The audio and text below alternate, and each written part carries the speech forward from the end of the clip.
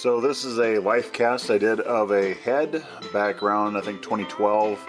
Older video. Here start working on putting the bulb cap down with spirit gum, getting that glued into place. Put a garbage sack over the model so nothing will get on our clothes.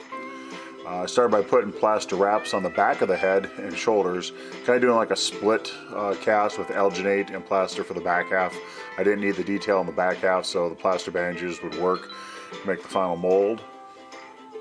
Started mixing up the alginate and start putting it on. It was a little bit thicker than pancake batter. As you can see, it's kind of going on. It has kind of a pink hue in this photo. Kind of working around the face. You got to work fast because it does set up very, very fast.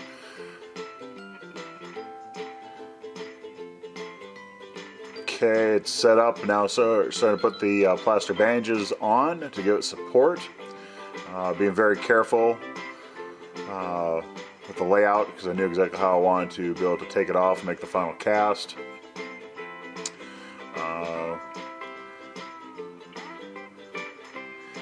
The mold coming off, popping off. You can see the negative effect on the mold right there. That's with the two halves joined back together. You can see the front half, the back half. Another view of that. Mixing up some hydrocal, which is a lightweight plaster. I was going to use that as a splash coat. Get a lot more detail. So mixed it up, pretty runny, poured it in, literally splashed it around the mold to get the fine detail. And then mixed up regular plaster to give it the firmness and the stiffness and give it the structural integrity. And you see there was a little bit of an air pocket in there still. I didn't feel it 100%, but mostly. Starting to take some of the plaster bandages off.